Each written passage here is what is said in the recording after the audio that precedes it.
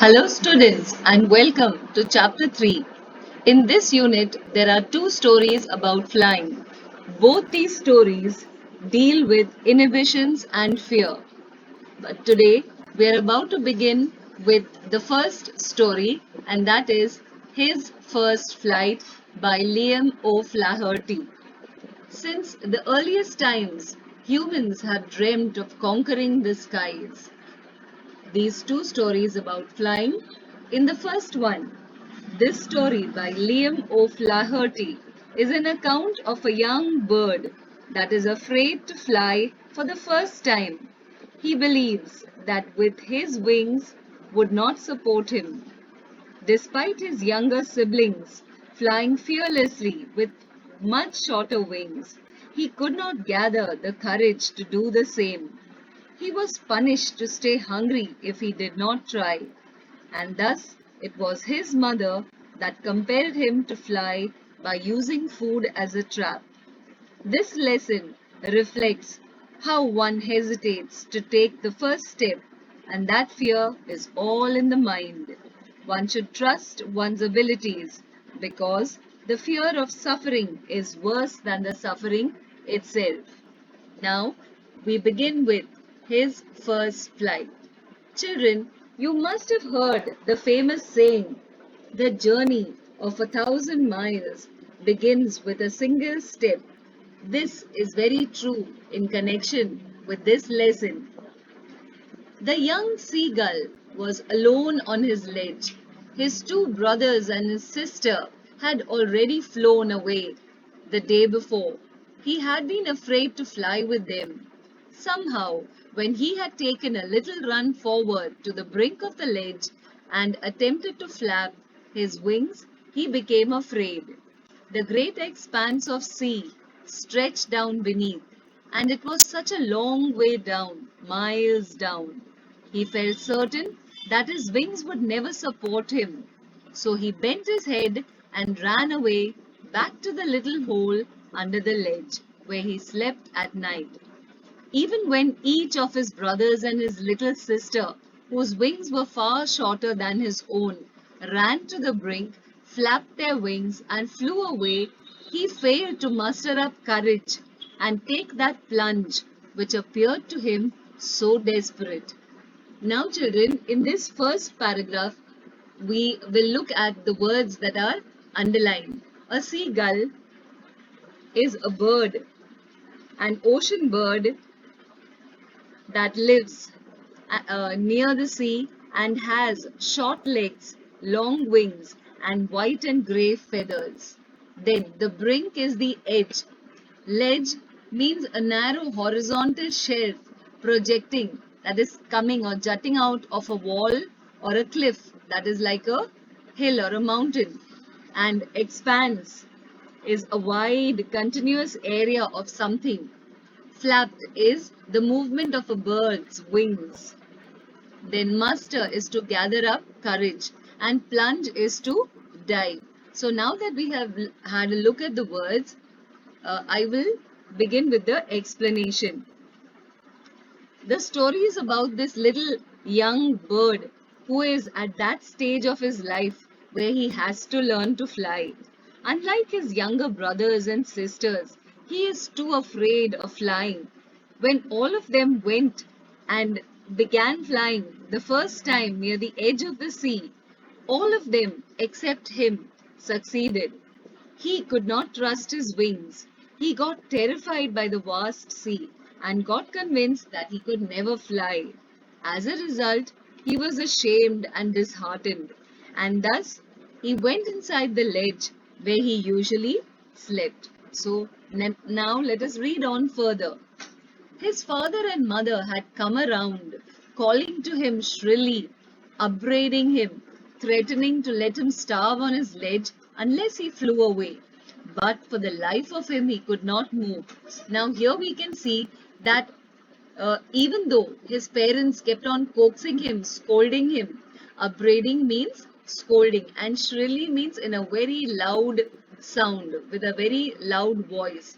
So they kept on trying to coax him to take that plunge that but that appeared very desperate and he could not for the life of him get himself to jump off that cliff. Now, that was 24 hours ago. Since then, nobody had come near him. The day before, all day long, he had watched his parents flying about with his brothers and sister, perfecting them in the art of flight, teaching them how to skim the waves and how to dive for fish. He had, in fact, seen his older brother catch his first herring and devour it, standing on a rock while his parents circled around, raising a proud cackle. And all the morning, the whole family had walked about on the big plateau, midway down the opposite cliff, taunting him with his cowardice. So, as we can see here, that one day before, all his brothers and sister and his parents, all of them had left him and gone. They tried to coax him, they scolded him, they told him that you must learn to fly, but he just couldn't gather the courage to do that, and so he had been left all alone. Since then, no one came near him, and from that ledge he looked down and he could see his brothers and sister perfecting the art of flying. Since they had begun to fly, now they were becoming experts at it. And his parents were also teaching his brothers and sister how to skim the waves and how to dive for fish. In fact, he saw his older brother catching his first fish. That is, the name of that fish is herring. And he saw his brother eating that fish, standing on the rock, and his parents were so delighted with his brother that all of them raised a proud cackle. Cackle is a sound made by the birds. And the whole morning, his whole family had walked out on the big plateau, taunting him with his cowardice. That means he was too afraid, and so they were very annoyed with him. Now, the sun was now ascending in the sky, blazing on his ledge that faced the south. He felt the heat because he had not eaten since the previous nightfall. So here, as the young seagull was all alone, it was becoming afternoon. The sun was ascending, that means climbing up in the sky and becoming hotter. And he felt the heat more because he had been hungry. He hadn't eaten since the previous night. So he stepped slowly out on the brink of the ledge, and standing on one leg with the other leg hidden under his wing, he closed one eye, then the other. So he stood there hoping that his parents, that his brothers and sister would look at him, and so he pretended to be asleep. He and pretended to be falling asleep. Still, they took no notice of him. He saw his two brothers and his sister lying on the plateau, dozing with their heads sunk into their necks. His father was preening the feathers on his white back. Only his mother was looking at him. So while the young seagull tried to hold or tried to attract the attention of his whole family and stood there pretending to be asleep, but when he looked at them, he saw that no one was looking at him. He saw his two brothers and sister lying there, dozing with their heads sunk into their necks as they have been tired after all that flying and trying to catch fish. But his father was preening. Now, preening means to make an effort to maintain their feathers, to keep their feathers clean. So he saw his father preening, and only when he looked, he saw his mother looking at him. She was standing on a little high hump on the plateau. That means hump is a little mound on the plateau. Her white breast thrust forward. Now and again, she tore at a piece of fish that lay at her feet and then scraped each side of her beak on the rock. The sight of the food maddened him.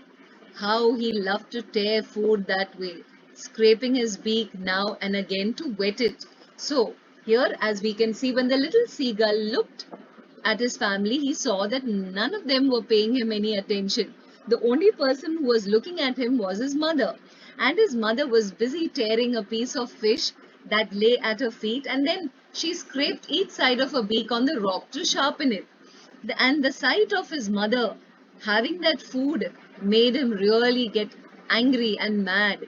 He was so hungry, and he looked forward to eating that fish. And so, Ga, ga, ga, he cried, begging her to bring him some food. Ga call ah, she screamed back derisively. But he kept calling plaintively, and after a minute or so, he uttered a joyful scream. His mother had picked up a piece of the fish and was flying across to him with it. Now, here, in order to gain his mother's attention, who was eating that fish, he said ga ga ga, begging her to bring him some food. And in reply, his mother said ga call ah. She screamed. That means derisively is in a manner showing that somebody is stupid. That means looking very annoyed and angry at him. But he kept calling plaintively. Now, plaintively is in a very sad manner. And the moment he saw his mother picking up the piece of fish and flying, he uttered a joyful scream. He leaned out. He leaned out eagerly, tapping the rock with his feet, trying to get nearer to her as she flew across. But when she was just opposite to him, she halted. So, here, as we can see, children, the little seagull attracted his mother's attention, spoke to her, pleaded with her to give him some food, and his mother, in response, agreed to do so. And so uh, she flew towards him. But when she came across, she stopped there, and in his excitement, the little bird kept tapping the rock with his feet, trying to get closer over the edge of that ledge. But at that moment, his mother didn't come close enough for him to eat that fish. But when she was just opposite, she halted. That means she stopped. Her wings motionless, the piece of fish in her beak almost within reach of his beak. So here comes the little seagull's mother. She stops just opposite him. Halted means stop. She stops there, the piece of fish in her beak, almost within touching distance. He waited a moment in surprise, wondering why she did not come nearer, and then, maddened by hunger, he dived at the fish. Now, what we can see is that the mother was so clever. She came there with the fish, but she did not give it to him. She stopped a little away from him, and the little seagull, maddened by his hunger and maddened at the sight of the food, wondered why she didn't come closer. And then, with a loud scream, he fell outwards and downwards into space. Then a monstrous terror seized him and his heart stood still. So here we can see the clever mother. She came in order to tantalize him, in order to tempt him with that little piece of fish. She came there and stopped close to him, but not close enough. He could not get at the fish. So he waited a moment and then he got so angry that he dived at the fish. And in diving, he had jumped off that ledge. He didn't even realize it, but then he came to know that he was falling down. He fell outwards and downwards into space because the sea was a long distance away. Then he was monstrous, means of great proportions. He was very, very scared. He was terrified. That terror seized him, caught hold of him, and his heart stood still. He could hear nothing, but it only lasted a minute. The next moment, after he had conquered that fear, the wind rushed against his breast feathers and then under his stomach and against his wings. He could feel the tip of his wings cutting through the air. He was not falling headlong now. So when the little seagull, in a fit of anger, tried to dive and get that food that was in his mother's beak, he in trying to attempt to get that food, he had jumped off the cliff and he was falling downwards. And then, as that wind came and went into his feathers, he realized that he was not falling, but then he had spread out his wings and he was soaring gradually downwards and outwards. That means he was moving on the wind. He was no longer afraid. He just felt a little bit dizzy. That means he was feeling as though he would faint. That happened just for a minute. Then he flapped his wings once and he soared upwards. So, from falling down, he realized that he had gotten control over his wings and then he got the hang of flying. And so, from falling down, he steered himself and he soared upwards. That means he climbed upwards, saying, Ga ga ga, ga ga ga. Ga call ah. His mother swooped down past him, her wings making a loud noise. He answered her with another scream. So here, as we can see, that when the little bird, the little seagull, fell off that ledge and was very frightened, but he managed to begin flying. So then his mother had been right there, following all his movements, and then his father flew over him, screaming. He saw his two brothers and his sister flying around him, curveting and banking, and soaring and diving. Here, as we can see, that the family had only pretended not to pay attention to him, but all of them were looking eagerly, waiting for him to learn to fly. And now that he had learned to fly, all of them had come around him and were soaring in the sky. They were doing different movements. Curveting means leaping, like, short little jumps in the air like a horse. And banking is to fly with one wing higher than the other. That means tilting oneself. And then he completely forgot that he had not always been able to fly and commended himself to dive and soar and curve, shrieking shrilly. So here, the moment he got over his fear, he enjoyed flying thoroughly.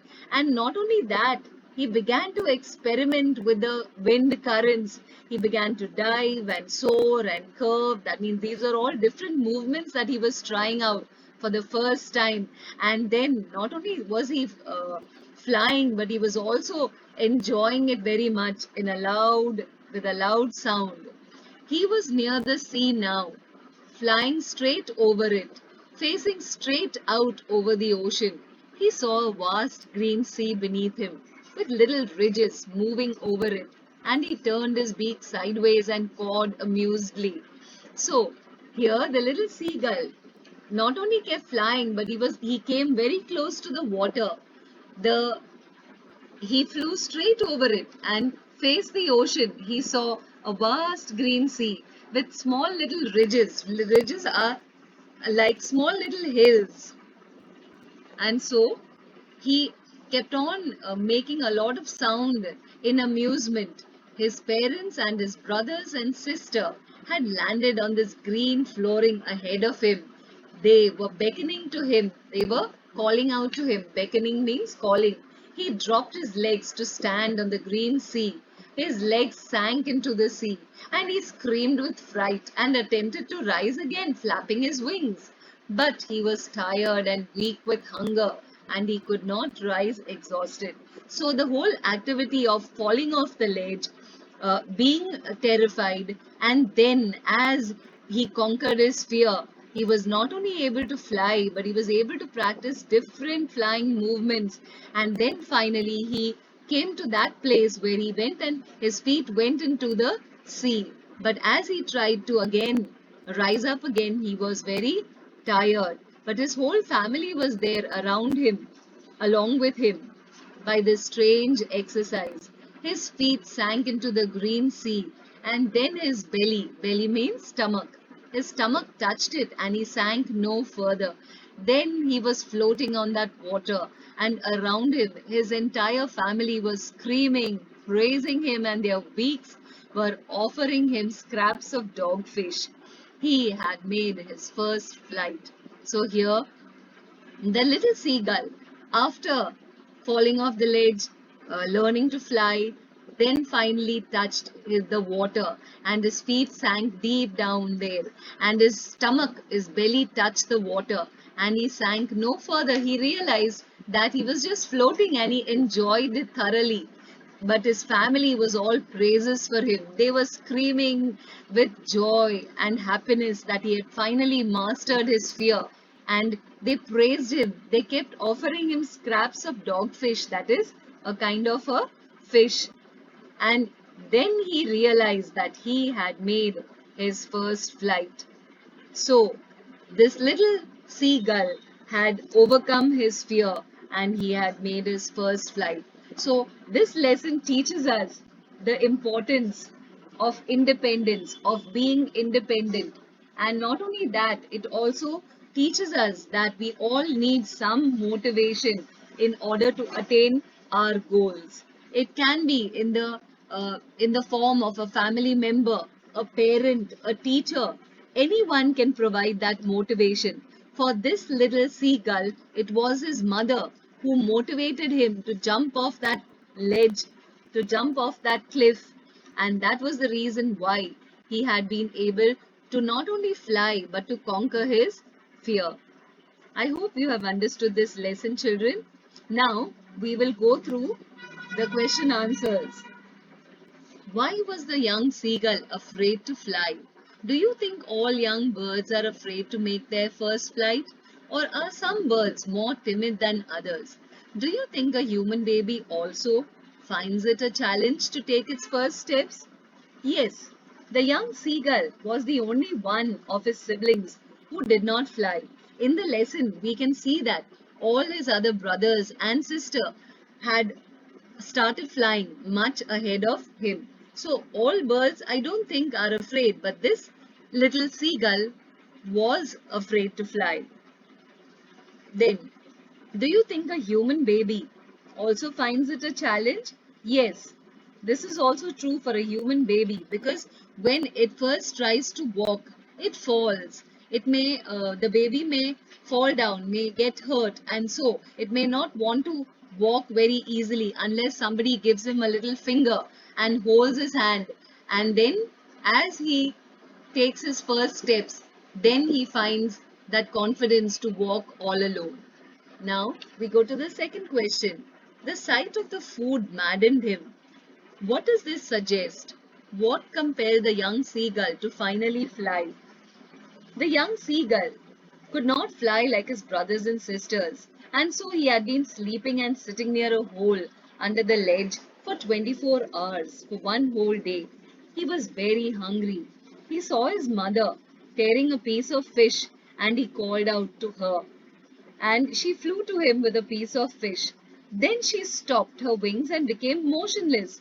And so he was so hungry that he dived at the fish with a loud scream and he fell. And he was terribly afraid. But his wings, that was an automatic natural reflex action. His wings spread outwards and he felt his wings cutting through the air. He was not falling, but then he was flying just like his family members. He was so happy that he started different maneuvers, different kinds of movements of flying. Then the third question. They were beckoning to him, calling shrilly. What is beckoning? It means calling out to him. Why did the seagull's father and mother threaten and cajole him? Threaten is to scold him, and cajole is trying to coax him. So, why did they do that? The young seagull was afraid to fly, unlike his siblings. He felt that his wings would not support him, and so he stayed there all alone while all the others had left him and gone. He couldn't bring himself to jump off that ledge and fly. And so they tried their best to coax him, to scold him, but nothing seemed to work. So the next day, they took no notice of him. But his mother kept looking at him. She tempted him with food and encouraged him to dive for it. And thus she motivated him to fly. Now, the fourth question. Have you ever had a similar experience where your parents encouraged you to do something that you were too scared to try? So, you could discuss it with your family members and see if your parents, your grandparents ever had similar experiences, and you'll be surprised at what they tell you. So, here in this, uh, we all have had some kind of experience when we were small, maybe while we were cycling or we were swimming, and it was very difficult to get over that fear. But as we kept on trying and practicing, we would have overcome our fears. In the case of a bird flying, it seems a natural act and a foregone conclusion that it should succeed. But in the examples that you have given in answer to the previous question, was your success guaranteed or was it important for you to try, regardless of the possibility of failure? So, this is a good question, something that gets you thinking about it. When anyone who is young and inexperienced and tries to learn a new skill, one may be faced with difficulties and challenges. The young seagull was encouraged by his mother and father to fly. I too was encouraged by my father to dive into the swimming pool. Once that initial fear was over, then with practice we all become perfect. Facing challenges is what we call success. Overcoming fears and hurdles will surely bring success and a good result. Now, let us move on ahead. We have just learnt about the first flight of a young seagull. This is about speaking. So, a presentation has to be prepared with group members and then it is to be presented in class. So, we will skip that one. And writing. So, children, I would like you not only to write the question answers in your own words, but I would also like you to write a short composition of your initial, that means your beginning attempts at learning any skill. It could be dancing, it could be cooking, it could be swimming, it could be skating. You could describe what challenges you went through while learning to ride a bicycle or learning to swim, and you could make it as humorous or funny as possible. So, uh, take care, stay home, stay safe. I'll see you in the next lesson.